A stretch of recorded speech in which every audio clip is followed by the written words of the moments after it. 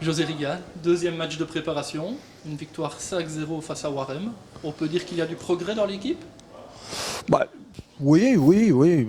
J'ai bien aimé le sérieux, l'état d'esprit général. Maintenant, voilà, on sait qu'on aura autre chose sur notre route en championnat, mais si le point de départ dans l'envie de tous est déjà là, c'est mieux, bien entendu.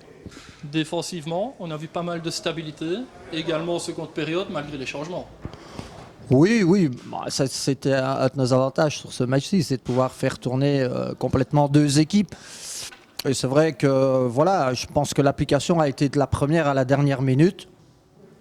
Et c'est vrai qu'il y a des points de satisfaction et il y a encore beaucoup de points de travail. Et puis on est au début de la préparation, donc voilà, on a toujours 0 point pour l'instant.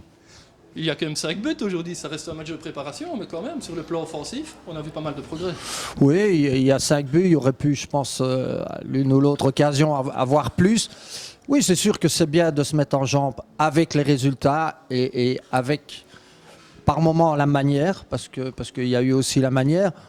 Bon, maintenant, voilà, sur le chemin de notre stage, il y aura un test autrement plus sérieux. Mais encore une fois, il faudra prendre ce test-là comme il doit être pris. Je le répète, ce qui est bien, c'est qu'on a travaillé certaines choses et on l'a revu en match. Voilà, quelle que soit l'opposition, tout le monde avait la même idée sur le terrain et c'est pour moi l'essentiel. En parlant de test, il y avait quand même quelques joueurs à nouveau sur le terrain aujourd'hui qui ont marqué des buts, comme du côté de Wans Bazova d'ailleurs. Oui, oui, oui, oui. Ben, tant mieux, tant mieux. Mais encore une fois, je pense qu'au fil du match, il est clair que Warem, ben, ça devient plus difficile à négocier.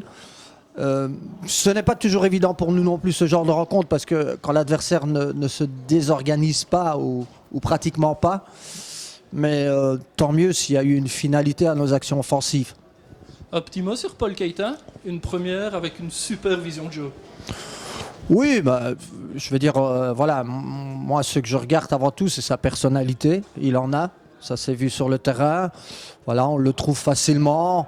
Après, bah, voilà, il n'a pas joué dans un fauteuil, il a joué dans un divan. Donc on le verra aussi avec une opposition plus conséquente. Mais non, c'est une bonne personnalité en tous les cas.